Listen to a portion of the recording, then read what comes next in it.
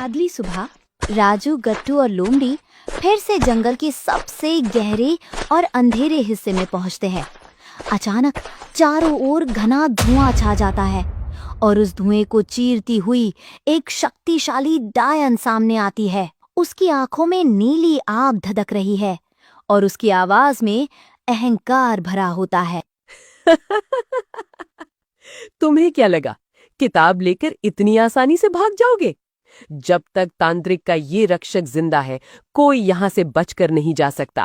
राजू मुकाबला करने के लिए आगे बढ़ने ही वाला होता है, तभी लोमड़ी उसे रोक देती है। एक सवाल पूछो डायन रानी। क्या एक मामूली लोमड़ी मुझसे सवाल करेगी? तुम इतनी शक्तिशाली हो, तुम्हारे पास नीली आग की ताकत है, फिर भी तुम सिर्फ एक रक्षक बनकर रह गई, तांत्रिक की सेवा में एक दासी की तरह बंधी हुई। डायन का चेहरा गुस्से से सख्त हो जाता है। जबान संभाल कर बात कर, मैं उसकी सबसे विश्वसनीय शक्ति हूँ। शक्ति या उसकी गुलाम? राजू मौका पाकर जादुई किताब को थोड़ा ऊपर उठाता है, जिससे हल्की रोशनी निकलने लगती है। तुम्हें पता है इस किताब के पन्नों में क्या छुपा है? जो इसे पा ले वो इस पूरे जंगल की सबसे बड़ी शक्ति बन सकता है। जंगल की सबसे बड़ी शक्ति? हाँ, तांत्रिक के बाद वाली शक्ति नहीं, तांत्रिक के ऊपर वाली शक्ति। क्या ये सच है? हम परी को आजाद करने जा रहे हैं, पर अगर तुम हमें जाने दो तो हम तुम्हें इस जंगल की रक्षक परी बना सकते हैं। तांत्रिक ने तुम्हें कभी बराबर का दर्जा नहीं दिया डायन रानी, उसने बस तुम्हारा इस्तेमाल किया है। डायन का गुस्सा धीरे धीरे शंका और लालच में बदलने लगता है। एक बार सोचो, तुम रक्षक नहीं, यहाँ की शासक बन सकती हो। काफी देर सोचने के बाद डायन अपना हाथ नीचे कर लेती है और रास्ता छोड़ देती है।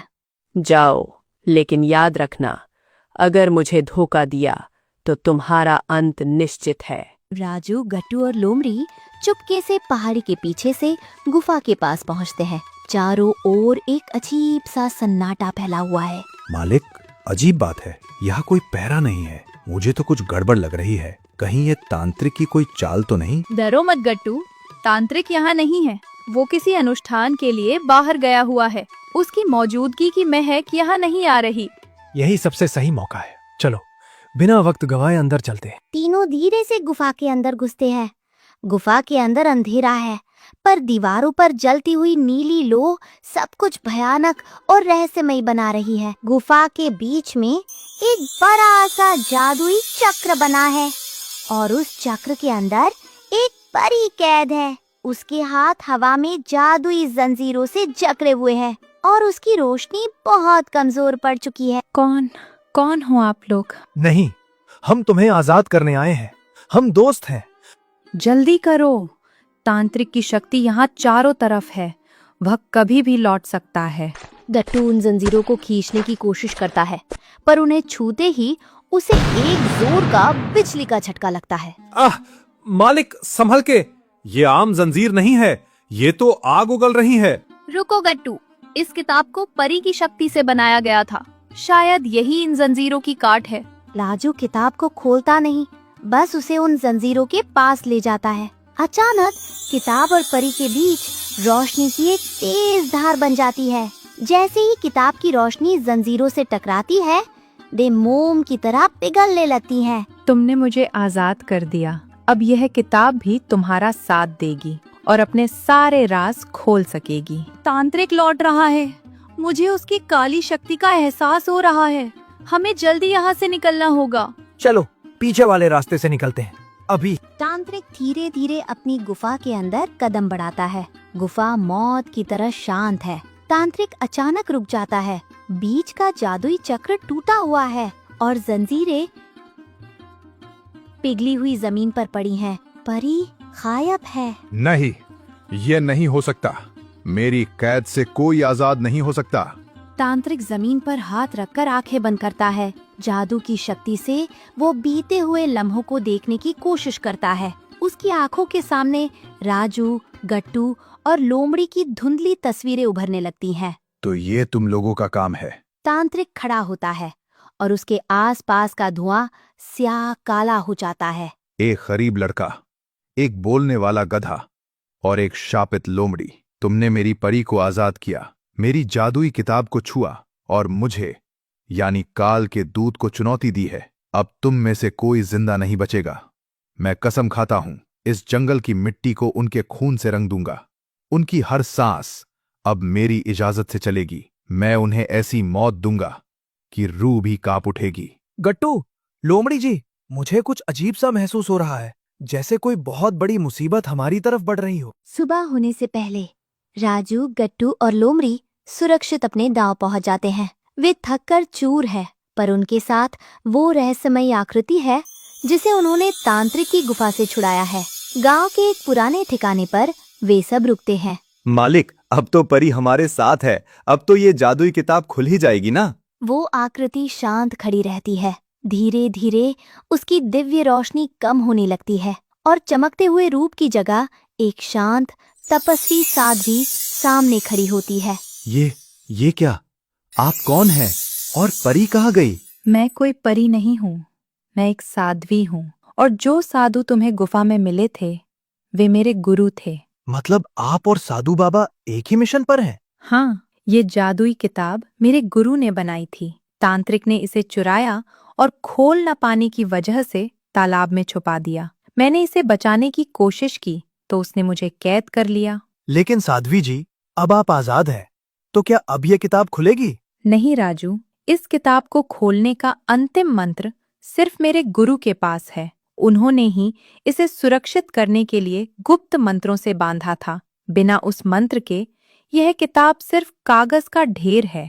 लेकिन साध्वी जी, तांत्रिक हमें ढूंढ रहा होगा, हमें क्या करना चाहिए? हमें तुरंत वापस उसी गुफा में साधु बाबा के पास जाना होगा। तांत्रिक अपनी पूरी शक्ति के साथ हमला करने वाला है। अगर हमें इस किताब का ज्ञान चाहिए और उस दुष्ट का अंत करना है तो हमें गुरुदेव की शरण में ही जाना होगा। क्या?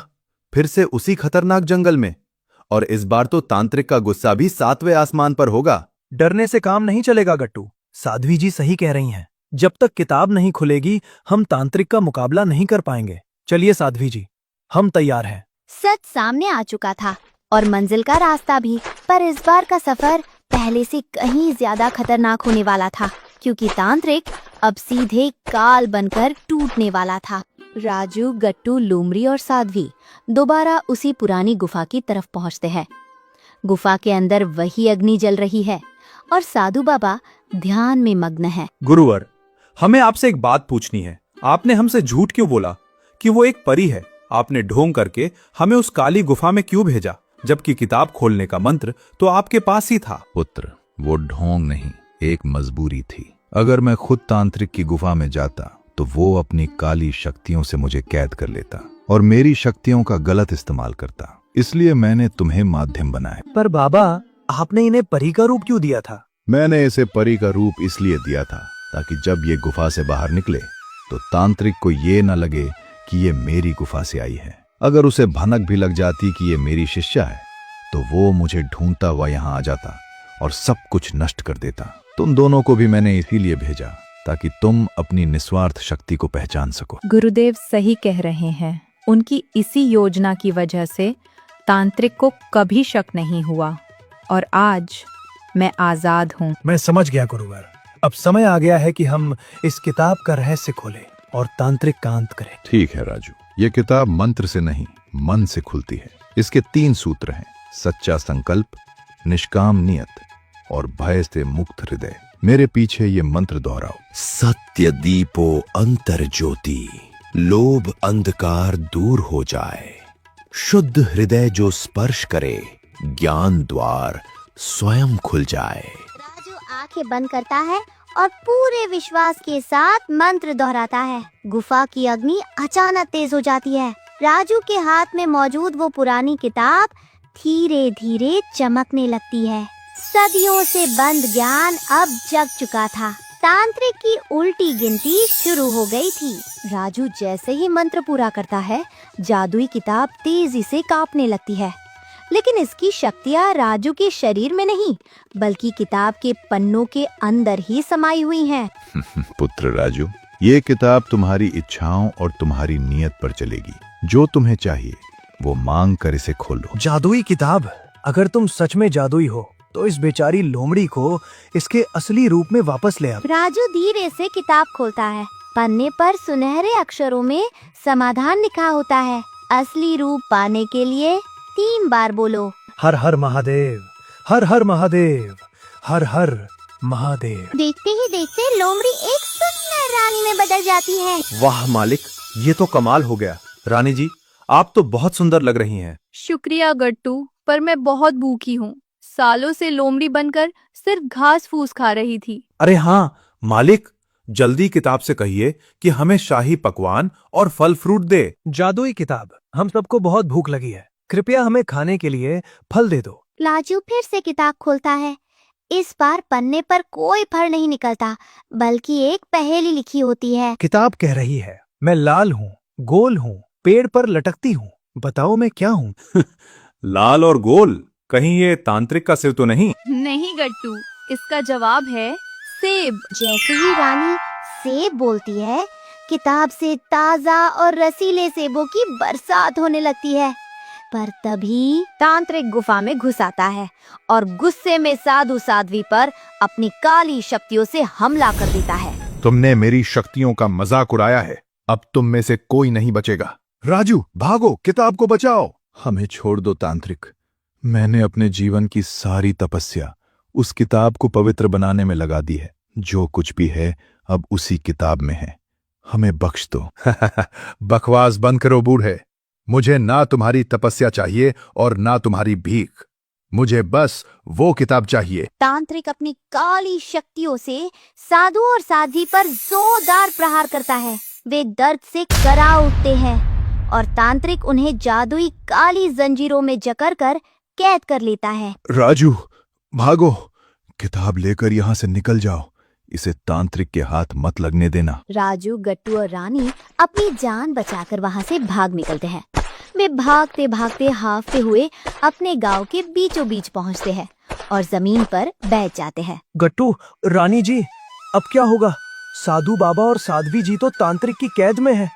हम उन्हें कैसे बचाएंगे? मालिक, आप चिंता क्यों करते हैं? हमारे पास जादुई किताब है ना, क्यों ना हम इसी में इसका समाधान ढूंढें। राजू उम्मीद के साथ किताब का वही जादुई मंत्र पढ़ता है और उसे खोलता है। किताब के पन्ने धीरे से पलटते हैं और उस पर बड़े बड़े अक्षरों में लिखा होता है। सब्सक्राइब करके अगला भाग देखें और कमेंट्स में बताएं कि आपको ये कहानी कैसी लगी।